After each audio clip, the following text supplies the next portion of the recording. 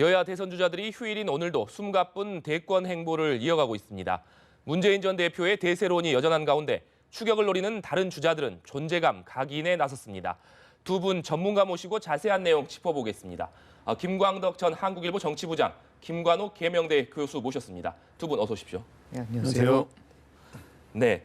먼저 문재인 전 대표 얘기부터 해보도록 하겠습니다. 문재인 전 대표 설 연휴 직후에 전국 순회 행보를 보이고 있는데 소세들에서 부쩍 자신감을 보이고 있습니다. 오늘도 자신을 소개하면서 요즘 대세인 문재인이다 이렇게 소개를 할 정도인데 이런 자신감의 표현 아무래도 이 굳히기 차원과 연관지어서 봐야 될까요? 어떻게 보십니까? 네, 당연한 대선 전략 굳히기 차원이라고 봐야죠. 그래서 원래 문재인 전 대표 화법은 자기를 이렇게 PR하고 내세우는 스타일이 아닌데 네. 문재인 전 대표답지 않게 문재인이 좀 대세다라고 이렇게 말을 하고 있지 않습니까? 근데 이러한 거는 왜 그런 거냐?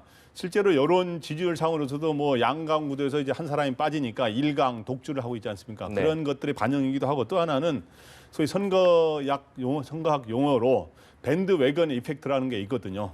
그러니까 이게 힘이 센 사람에게 또 더욱 지지가 몰리는 그런 현상. 거꾸로 말하면 언더독은 약한 사람한테 몰리는 이런 현상인데 그런 밴드웨건 이펙트를 더 강화시키려는 그런 게 있는데 그래서 저는 근데 이런 걸 강화하다 보면 두 가지 효과가 있는데 실제로 대세론이 더 강화되는 경우로 가는 경우도 많습니다만은 그렇게 되면 어떻게 되냐면 우리나라 대선 역대 사례 중에 이명박의 길로 갈 가능성이 높습니다. 2007년 대선 때는 이명박 후보가 소위 이 야권으로서 완전 우뚝 그 강자로 등장했고 그 당시엔 여권이 지리멸렬 하지 않았습니까? 네. 정동영 후보를 거의 더블 스코어 차이로 이겼는데 그렇게 갈 가능성이 있는데 또 자칫 잘못하다가 이러면 이렇게 반문 연대가 강화돼 가지고 오히려 대세론이 마지막에 허물어지는 그런 경우가 있어요. 이게 바로 그 이해창의 길인데 이해창은 1997년 대선과 2002년 대선에서 두 번 다 대세론 몇 년간 대세론을 유지했지만 막판 대선에서는 표를 딱 까는 순간 지지 않았습니까? 네. 두 가지 갈래 가능성이 있는데 현재로서는 어떻든 대세론이 탄력을 받고 강화되는 쪽으로 가고 있는 건 사실입니다. 네. 김 교수님 이건 굉장히 이제 전략적인 언급이라고 생각합니다. 그러니까 이게 타겟팅이 여러 군데가 되는데요. 예컨대 이제 기존 지지층한테는 확신을 주는 거거든요. 그러니까 확신을 준다는 거는 표를 공고화시키는 겁니다. 그래서 이탈을 거의 이제 못하게 이제 나뿐이 없다. 이걸 이제 명확하게 해주는 것이고요. 네. 부동층 같은 경우 지금 말씀하신 대로 일종의 밴드웨고닝, 즉 편승을. 그러니까 모든 사람들이 사실은 자기 표가 사표가 되는 것을 싫어합니다. 그러니까 자기 표 투표했는데 그 사람이 당선 안 되면 의미가 없어지잖아요. 그래서 이제 센 사람한테 올라타는 그런 경향성이 있는데 그래서 부동층을 흡수하는 그런 전략이 있고요. 또 마지막으로 이제 반대표를 이제 반대자들이죠. 싫어하는 사람들. 그런데 이렇게 이제 강력한 메시지를 던지게 되면 불안합니다. 이게 진짜 문재인이 되는가 뭐 이런 거죠. 네. 그러면서 이제 일종의 결속력이 떨어지면서 표의 흐트러짐 현상이 이제 발생할 수 있습니다. 그래서 굉장히 전략적인 언급인데 이게 이제 가능할 수 있는 이유는 일종의 선거 대선 이번에 어떤 대선 프레임을 이미 본인이 이제 확정졌다. 즉 본인이 주도하게 된 거죠. 반기문 전 총장이 들어오면서 정치 교체를 이제 제시했고 본인은 정권 교체를 제시했는데 이 두 싸움에서 사실상 선거 프레임에서 정치 교체가 사라지면서 정권 교체라는 브랜드를 본인이 다 가져간 것이거든요. 그러니까 그런 부분에서 하나의 어떤 프레임을 이제 선점했다는 그런 부분이 있고 또 하나가 경합을 할 수 있을 정도의 후보가 지금 없다는 거죠. 그러니까 거의 지금 문재인 전 대표 같은 경우는 30%에 육박하고 있는데 또는 지나쳐서 나가고 있는데 사실 한 자릿수 또는 바로 10% 초반이에요. 그러니까 이 경합의 정도가 안 되기 때문에 이런 자신감의 표현이 먹힐 수 있는 그런 상황이 됐다는 거죠. 네. 그런데 일각에서는 유력한 또 경쟁 주자, 그러니까 라이벌이 없어짐으로 인해서 이 문재인 전 대표에게 악재가 될 수도 있다. 이런 관측들도 나오고 있습니다. 이런 부분 중에 한 가지가 문재인 대표 독주가 계속되다 보니 오히려 투표율이 낮아질 수도 있다. 이런 전망도 나오고 있고요. 그 부분에 대해서는 어떻게 보십니까? 그러니까 예컨대 이런 겁니다. 이게 약점은 뭐냐면 이렇게 대세론이 되면 내부가 일단 해이해집니다. 이미 이제 우리가 이겨가는구나. 이런 생각을 할 수가 있는 거죠. 그런데 또 하나가 지금 말씀하신 대로 외부가 단결합니다. 그러니까 외부의 단결이라는 것은 지금 얘기한 새누리, 무슨 바른정당, 국민의당 다 합칠 수 있는 거죠. 그 약점을 지금 파고들고 있는 것이 새누리당이 대선 전에 개헌을 하자. 네. 그것도 분권형 개헌을 하자. 이거는 그거를 파고들겠다는 건데요. 이게 이 분권형 대통령제라는 게 뭐냐면 이원 집정부제인데 대통령은 국민이 뽑습니다. 그런데 총리는 이 국회에서 다수당이 뽑는 거예요. 그런데 그러면 이 총리의 다수당이 지금 어떻게 돼 있습니까? 지금으로만 따지면 사실상 다수당은 합치는데 즉 새누리당 플러스 바른정당 플러스 국민의당이면 여기가 다수당이 됩니다. 그럼 여기서 총리를 뽑을 수가 있는 거거든요. 그러면 어떻게 됩니까? 분점이 되는 거예요. 권력 분점. 네. 그걸 나눠 먹자는 얘기이기 때문에 사실은 일정 부분 제도를 개헌을 해서 예컨대 권력을 분점을 해서 문재인 전 대표를 견제하고자 하는 것이 그 핵심인데 그런 부분들이 이제 오히려 더 많이 만들어지는 촉진될 수 있는 그런 어떤 위험성은 분명히 있는 거죠. 네. 방금 김 교수님께서 내부의 이 결속이 좀 해이해질 수 있다 이런 전망도 내놓으셨는데 이 최근에 문 전 대표 측이 이 불출마를 선언한 박원순 시장에 대해서 이 호의적인 언급을 많이 내놓고 있습니다. 이 역시 어떻게 보면 해이해질 수 있는 이 결속을 야권 지지자들의 결속을 좀 다시 잡는 차원이다 이렇게 봐야 될까요? 네, 그래서 지금 문재인 전 대표 측은 이런 지금 대세론 속에서도 또 이완이 되면 안 된다 그래서 굉장히 주의를 하는 것 같아요. 그래서 이제 박원순 시장 불출마를 포용하는 전략도 펴고 또 이재명 시장이 내놓은 여러 가지 청년 배당 공약 이런 것도 좋은 거라고 또 그 좋은 아이디어라고 하지 않았습니까? 그러면서 이렇게 표현하는 전략을 하면서 지금 굉장히 맹렬히 추격하는 안희정 지사에 대해서는 이제 나름대로 견제구를 날리고 있습니다만은 근데 어떻든 대세론이 형성되다 보면 내부에 회의돼서 이 내부 뭐 문재인 전 대표의 실수는 저는 그렇게 크지 않을 거라고 보는데 내부의 그 측근들의 실수 이런 것들이 굉장한 또 간표 요인이 될 수 있거든요. 가령 최근에 그 누드 관련 그 전시회 뭐 이런 것들에 대해서도 여론이 안 좋지 않습니까? 그런 것들에 대해서도 분명히 사과를 해야 되는데 이제 그러한 것들이 있을 수 있고 또 하나는 그러다 너무 또 대선으로 가다 보면 대선 막판에는 또 이 연대의 폭을 계속 넓혀야 돼요. 내부뿐만 아니라 외부로 이러한 것들이 좀 작업이 좀 소홀해질 수가 있고 또 아까 말했지만 외부의 반문재인 세력들의 그 반문재인 포위 저희 연대 전략 네. 이런 소위 빅텐트 이런 것들을 좀 더 그런 것들을 더욱 자극해서 빅텐트를 상대 진영이 만들어주게 하면은 그러면 이제 상당한 위협적인 도전이 될 수가 있는 거죠. 네. 민주당에서는 또 경선 룰의 하나로 결선 투표제를 도입하기로 하면서 이 문재인 대표 같은 경우에는 과반 이상을 확보하기 위한 당내 경선에서 과반 이상을 확보하기 위한 노력을 하고 있고 또 2위 주자들 사이에서는 2위 다툼이 또 치열하지 않습니까? 이 부분의 전망은 좀 어떻게 보십니까? 그 결국에는 이제 결선 투표제에서 핵심은 2위가 누가 되느냐는 거죠. 그러니까 지금 문재인 전 대표의 입장에서는 과반을 무조건 먼저 차지해야 됩니다. 그렇지 않으면 2위에서 누가 되느냐에 따라서 연대가 다시 만들어질 경향성이 굉장히 크고 또 하나가 지금 이제 그 대안으로서 등장하는 것이 안희정 지사거든요. 네. 그러니까 안희정 지사가 2%에서 시작해서 거의 지금 10%가 넘어가는 그러니까 지금 예컨대 반기문 전 총장이 사퇴로서 가장 혜택을 많이 보고 있는 사람이 안희정 지사인데 거기에 어떤 충청 대망론을 계승한 부분이 있고요. 또 하나는 지금 확장성이 굉장히 크죠. 그러니까 뭐 중도라든가 보수까지도 이제 외연이 확장되는 사드라든가 기존 정부의 어떤 경제 정책을 이어받는다. 뭐 이런 것들에다가 특히나 이제 이 안희정 지사의 장점 중에 하나가 진보라는 거죠. 기본적으로 진보에다가 확장성도 있다가 그다음에 이제 두 번의 지사의 경험. 그러니까 이런 건 안정성까지 줘요. 그리고 이제 최근에 무슨 사람들하고 어떤 생방으로 얘기하는 5시간 릴레이 무슨 톡을 한다. 이건 소통 능력이거든요. 상당한 어떤 장점들을 보여주고 이렇게 가고 있는데 문제는 이제 이런 과정 속에서 이 외연이 확장되는 건 맞지만 대연정이라는 것은 어떻게 보면 당내에서는 굉장히 이제 문제가 될 수 있어요. 왜냐하면 책임을 져야 되는 세력과 연정을 한다. 그럼 책임의 소재가 분분명해지는 것이고 이거는 인정할 수 없다라는 그래서 오버페이스가 돼서 야권 지지자들에게는 사실은 비판받고 오히려 뭔가 간표 현상, 간표 효과가 발생할 수 있는 거거든요. 반면에 이제 이재명 이제 시장 같은 경우는 기본적으로 선명성을 계속 유지하고 있습니다. 그리고 결속력이 굉장히 강해요. 당내 경선에서는 오히려 유리한 부분이 있습니다. 그래서 어디까지가 가느냐. 그러니까 외연은 지금 안희정 지사가 확장을 하고 있지만 당내 경선에서는 오히려 선명성을 강조하는 사람. 왜냐하면 이들은 다 거의 대부분이 야권 지지자고 뭔가 지금 부분에 대해서 완전히 엎어야 된다, 바꿔야 된다는 어떤 열망이 강한 사람이기 때문에 그런 메시지를 보내는 이재명 지사를 또 이재명 시장을 또 지지할 가능성도 있기 때문에 2위 다툼은 더욱더 치열해질 가능성이 있습니다. 저도 이거에 대해서 의견을 좀 얘기하자면 당내 경선은 지금 1차에서 과반수를 얻어가지고 이제 문재인 전 대표가 그냥 싱겁게 승리를 하느냐 아니면 2차 결선 투표까지 가느냐 이건데 제가 보기에 2차 결선 투표까지 갈 가능성도 다분히 있어요. 지금 현재 안희정 지사의 추격세가 만만치 않기 때문에 네. 최근 한 보름 새에 지지율이 거의 7, 8% 이상 오르지 않았습니까? 문재인 전 대표는 조금 약간 오른 정도 반면에 그래서 거의 지금은 거의 문재인 전 대표의 거의 절반 정도 수준으로 따라가고 있는 상황인데 그래서 이 추세로 간다면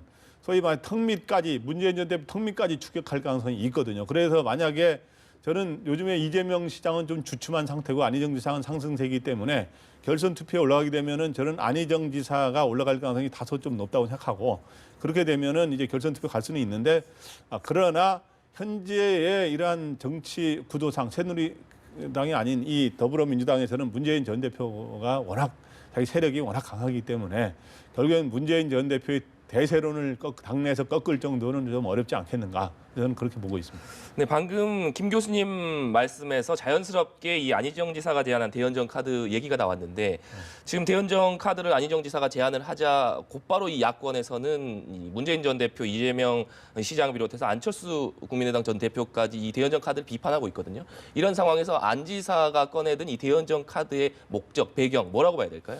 그래서 안희정 지사는 저는 상당히 이렇게 모험의 카드를 던진 거로 봅니다. 왜냐하면 지금 현재 야권에서는 다 왜 국정농단 세력하고 손을 잡느냐라고 네. 하는 비판의 목소리가 나오는 건 당연한 거고 지금 저희 이재명 시장 같은 경우는 사과하라고까지 했습니다. 네. 촛불 민심에 대한 배반이다. 이렇게 사과하라까지 이렇게 공격이 들어오고 있는데 이렇게 지금 안희정 지사는 뭔가 이 지금 문재인 전 대표를 뭔가 쫓아가고 추월하기 위해서는 문재인 전 대표가 걸었던 그런 길을 그대로 답습해서는 따라갈 수가 없거든요. 그래서 뭔가 다른 전략으로 우회해서 추월하는 전략을 펴야 되는데 그러려면 자기는 문재인 전 대표는 중도로서의 외연 확장성이 좀 떨어진다는 지적이 있지 않았습니까? 그러니까 자기는 오히려 새누리당까지 대연정을 할 수 있다라고 하는 오히려 그러한 중도로 외연 확장하는 전략을 펴므로 인해서 소위 당내 경선에서는 상당히 위험하고 비판을 받을 소지가 있지만 국민 전체로 볼 때는 지지율이 늘어날 수 있는 거거든요.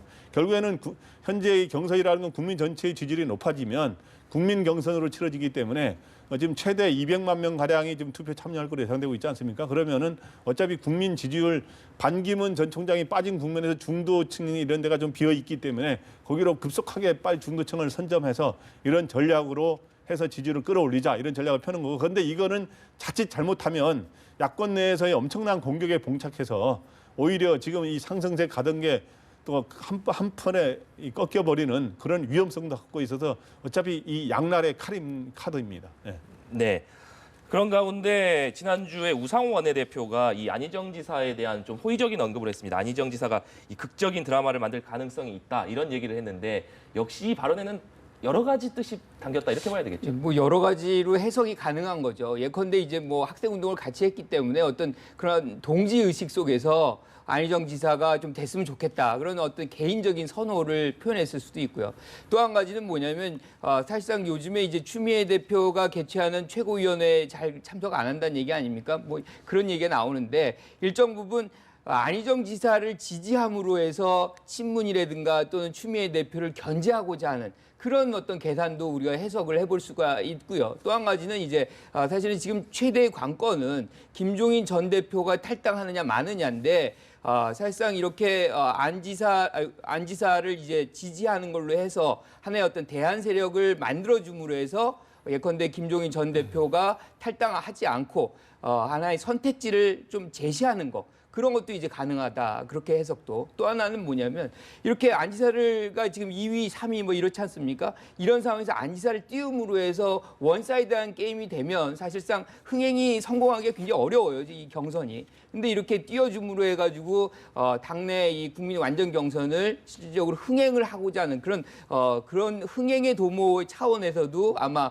우상호 원내대표 같은 경우는 이런 언급을 했을 수 있겠다. 이렇게 해석이 가능할 것 같습니다. 네, 이재명 성남시장 같은 경우는 아까 언급해 주신 대로 지지율이 잠시 주춤하고는 있습니다만 이재명 시장은 이 자신감은 여전히 충만한 상태입니다. 이 지지율 같은 거는 금방 다시 올라갈 수 있다 이렇게 발언하고 있는데 이재명 시장의 앞으로의 그 지지율 변동 추이는 어떻게 좀 전망하십니까? 이재명 시장은 여전히 뭐 자신감 있는 목소리로 또 밝은 얼굴로 이야기를 하더라고요. 그러나 저거는 속으로는 상당히 고민이 많을 겁니다. 그래서 이제 이재명 시장의 지지율 상승은 탄핵 국면에서 사이다 같이 시원한 발언, 뭐 이렇게 복선을 깔지 않고 직설적으로 알아듣기 쉽게 그런 메시지를 던져서 지지율이 오르지 않았습니까? 근데 이제 지금 현재 촛불의 그러한 바람이 조금 과거보다 좀 잦아들면서 이제 지지율이 떨어지는 측면도 있고, 또 하나는 이번에 반기문 전 총장이 이 불출마하는 그런 국면에서 자기는 우리 반기문 전 총장은 중도라든가 보수 쪽에 지지층이 있었기 때문에 그거에 반사 이익을 자기가 거의 얻지 못했고, 이런 것들로 인해서 자기는 이제 상대적으로 안희정 지사에 비해서 자기는 주춤한 이런 상황인데, 그러나 또 하나는 이런 그 이재명 시장의 과제는 뭐냐 하면 이 사이다 발언으로 해서 지지율을 어느 정도 끌어들일 수는 있는데, 그보다 한 단계 더 도약을 하려면 좀 이 국정 운영을 책임 있게 할 수 있는 좀 큰 바위 얼굴과 같은 그런 이미지, 그런 저 사람은 굉장히 우리 국민이 기댈 만한, 그리고 책임 비록 진보적인 주장을 하더라도 책임 있고 뭔가 안정감을 준다라고 하는 느낌을 주는 그러한 한 단계 뛰어넘는 이런 정책 공약이나 이런 것 대안을 제시해야 되는데, 그런 점에서 현재 한계를 좀 보이던 게 아닌가. 그래서 앞으로 이재명 시장도 바로 그런 점에 초점을 맞춰서 또 이런 새로운 전략을 펴야 되지 않나 이렇게 생각이 됩니다. 네.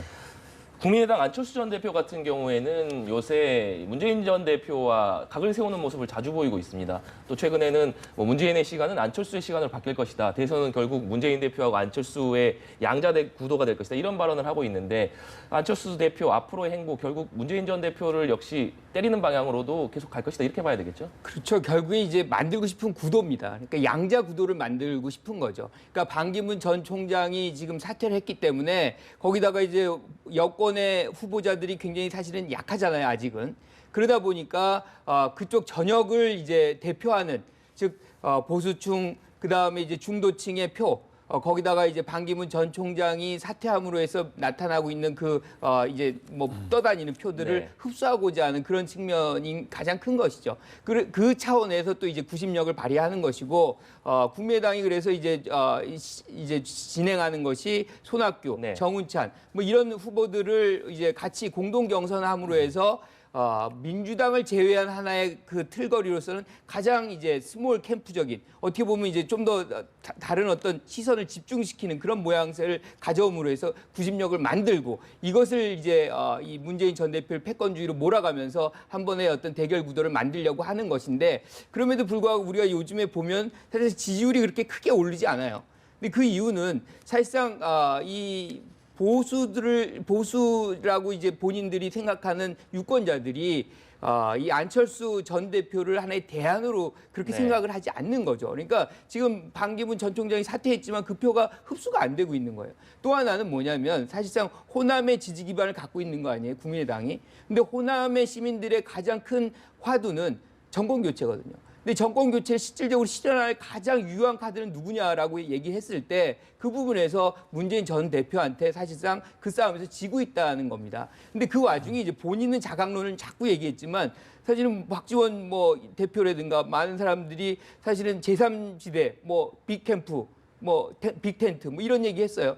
그러니까 결국에는 이게 정권 교체냐라는 부분을 호남 시민들에게 많이 이렇게 뭔가 모호함을 줬다는 거죠. 그게 결국에는 지지율을 안팎으로 정체시키는 요인으로 작동하고 있는 것으로 지금 생각이 되는데, 사실 이 상황에서는 결국에는 안철수 전 대표가 잘 본 겁니다. 자강론을 하고 중심을 잡고 나가야만 결국에는 한 번의 게임을 크게 한번 해볼 수 있는 거 아닌가 그렇게 생각합니다. 네. 이번에는 여권 얘기를 좀 해보겠습니다. 여권에서는 반기문 전 사무총장이 불출마 선언을 한 이후에 가장 주목받는 사람이 역시 황교안 권한대행이라고 볼 수 있을 것 같습니다. 그런데 이 결국에 황교안 권한대행이 출마할 것이냐, 이 부분에 대해서 관심이 높은 상황인데, 네. 이 국회 본회의 참석을 위해서 이 황교안 권한대행이 국회에 왔을 때 기자들이 이 대선 관련 질문을 여러 했거든요. 하지만 침묵을 지키면서 미소만 보였는데, 이 미소의 의미 어떻게 해석을 해야 될까요? 황교안 대행은 그러니까 일종의 이 현재 심정을 이야기하자면 미소 속에 반반의 심정이다. 우리가 두단 반기문 총장은 갖고 이제 반반 행보를 한다 그랬는데, 이분은 반반 행보라기보다는 반반의 심정이다.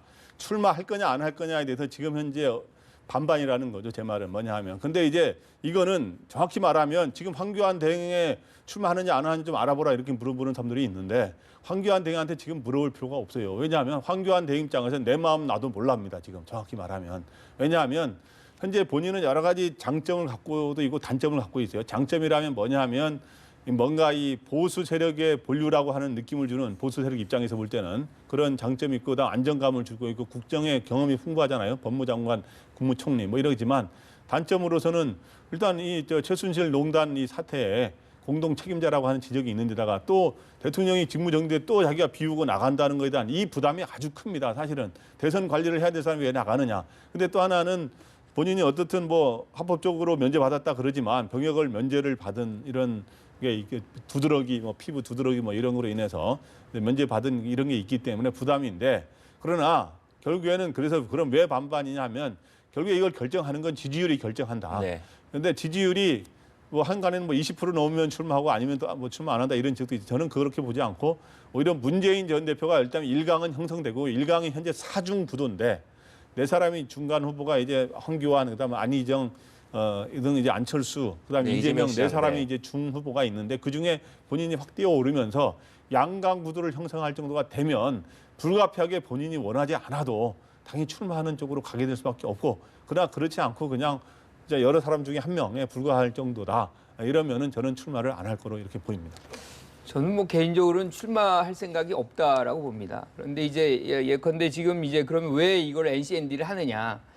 결국에 이제 출마를 안 한다고 했을 때는 힘의 공백 현상이 확 발생합니다. 네. 그러니까 이제 현 체제, 즉 박근혜 정부 체제가 힘이 팍 빠지면서 사실상 많은 비판에 직면할 수밖에 없는 것이고 힘의 쏠림 현상은 야권 후보, 가장 유력한 후보에게 이제 급속하게 빨려 들어가는 그런 장면이 만들어지기 때문에 제 생각에는 이렇게 NCND 하는 그 순간이 언제까지냐? 탄핵 결정이 나올 때까지만 이 상황을 구심력을 유지해주는 역할을 하는 것이다. 만약에 이제 아까도 얘기했지만 출마를 안 할 경우에 출마를 한다 그러면 그 순간에 또 다시 뭐 개인적인 검증부터 지금 말씀하신 책임론부터 뭐 아주 뭐 집중된 화력을 맞을 수밖에 없는 것이에요. 그런데 우리가 알다시피 행정가들 뭐 지금 반기문 전 총장 사례에서도 봤지만 사실은 많은 기득권이 있습니다. 많은 이제 명예도 갖고 있고 그런데 지금 총리까지 하고 많은 거를 한 대행까지 한 분이 그 뭐 실질적으로 지금 뭐 한 10% 내외 이 승산도 그렇게 크지 않아요. 이것을 이제 갖고서 모든 걸 다 내던지고 정치인의 길로 들어선다. 그건 쉽지 않은 행정가가 평생을 행정가로 산 합리적 계산으로 산 사람으로서는 그런 모험을 하기가 쉽지 않다는 생각입니다. 지금 김 교수님께서는 그렇다면 황대행의 출마 가능성은 상당히 낮다 이렇게 보고 계신데 그럼 만약에 황교안 대행이 출마하지 않을 경우 여권의 이 대선 레이스 요동칠 수밖에 없을 것 같은데 좀 어떻게 전망해 보실까요? 저는 뭐 요동칠 거가 없다고 봅니다. 이게 이제 우리가 2007년 아까 말씀하셨지만 2007년의 양상, 그 당시 여권의 양상이 상당히 재현될 가능성이 있다. 이게 무슨 얘기냐면 후보가 뭐 지금 뭐 새누리당은 뭐 굉장히 많이 있는 사람들이 나와요. 그런데 우리가 지지율을 보면 굉장히 낮습니다. 그러니까 경쟁력 있는 후보는 없는 거죠. 그러니까 이게 실질적으로 아무리 숫자가 많아도 국민들이 그 정도로 인식을 안 해준다는 거거든요. 근데 왜 그럼 이런 현상이 발생되느냐? 지금 이렇게 최순실 사태 같이 큰 사건이 터지면 이 유권자들이 어떤 형태의 투표를 하냐면 이 회고 투표를 합니다. 네. 그러니까 지난 것에 대한 어떤 이 책임을 묻는 투표를 하게 되기 때문에 미래지향적인 미래에 어떤 사람이 무슨 비전을 보여줬다 그걸 믿고서 투표하는 것이 아니라 과거에 니네가 어떻게 잘못했기 때문에 이런 부분에 대해서 책임을 묻겠다라고 하는 거죠. 따라서 여권에서 뭐 아무리 많이 나와도 그 정도의 지지율을 확보할 수 있는 사실은 후보가 만들어지기 굉장히 어렵습니다. 네, 이번에는 또 바른정당 얘기를 해봐야 될 것 같은데요. 바른정당 같은 경우는 반 전 총장이 불출마를 하면서 이 남경필 지사나 유승민 의원의 지지율의 어떤 상승을 좀 기대했을 텐데 지금 보면 상당히 지지율이 기대만큼은 올라가지 못하는 상황인 것 같습니다. 이 때문에 이 오세훈 최고위원이나 김무성 의원의 이 재등판론까지 등장하고 있는 상황인데 이 재등판 가능성 있을까요? 어떻게 보십니까? 일단 결론부터 이야기하면 재등판 가능성 가능한 그건 좀 어렵다 이렇게 보이고요. 그러니까 일단 현재 반기문 전 총장의 그 공백 사태로 인해서 사실은 바른정당이 그동안 생명력이라는 게 뭐냐 하면 반기문 전 총장이 새누리당을 택하지는 않고 우리 바른정당으로 올 것이다. 그렇게 해서 그게 바른정당이라는 일종의 배로 이야기한다면 그것의 일종의 동력은 소위 반기문이라고 하는 이런 동력, 반기문 반풍이 동력이었는데 지금 반풍이 사라짐으로 인해서 바른정당이 상당히 위기에 처한 사실입니다. 그래서 그중에 이제 특히 유승민 의원은 약간 반등해서 지지율이 오르긴 했습니다만은 그래도 기대만큼 못 오르고 있고 그다음 유승민 의원이나 이제 남경필 지사도 그렇고 그래서 소위 재등판론이 나오는데 재등판은 아마 이제 여러 가지 나오면서 본인들도 아마 조금 고민을 할 겁니다. 이제 언론에서도 나오고 이제 그 당내에서도 거론되고 그러는데 내가 보기에 이 같은 선거에서 이번에 불출마해가지고 다음에 다시 나오는 건 생각할지 몰라도 야구로 말하면 같은 게임에서 한번 마운드에서 내려왔는데 다시 재등판 한다는 거는 굉장히 어려운 거거든요. 그래서 이번 선거에서 불출마를 해냈는데 이번 선거에서 며칠 사이에 상황 변경론을 제시해가지고 반기문 총장을 원래는 도우려고 우리가 불출마했던 건데 반기문 총장이 안 나왔으니까 이제 우리가 나오겠다 이렇게 한다는 거는 이미 다시 물을 돌리기가 어려워요. 그런 거는. 그래서 이번에는 그렇게 다시 재등판하기가 굉장히 어렵다. 그게 이제 다시 바른정당의 고민이 아닌가 이렇게 생각이 됩니다. 네, 남경필 지사나 유승민 의원 같은 경우에도 결국 당내 경선을 흥행시켜야 된다는 조금 이 부담이 좀 있을 텐데요. 그래서인지 요새 정책을 놓고도 많이 이 충돌하는 모습을 많이 보이는 것 같습니다.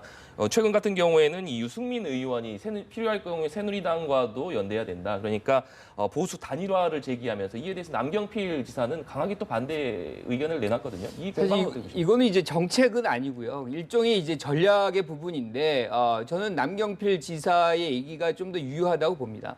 무슨 얘기냐면 지금 바른정당이 어떤 구심력을 갖고 있다. 정당의 어떤 지지율이 굉장히 높거나, 그러니까 새누리당보다 또는 바른정당의 후보의 지지율이 뭐 압도적으로 높거나 이러면은 구심력을 바른정당이 가져갈 수 있어요. 그래서 실제로 이제 단일화를 한다고 해도 여기가 중심이 돼서 이제 단일화가 이루어질 가능성도 있고 그렇게 되면 이제 바른정당의 어떤 정체성이라든가 뭐 이런 것들이 유지가 될 텐데 중요한 거는 뭐 지금의 당 지지율도 그렇고요. 후보 지지율도 그렇고 실질적으로 이제 새누리당 후보를 황교안 대행이라고 간주했을 때 본다 그러면 더 미치예요.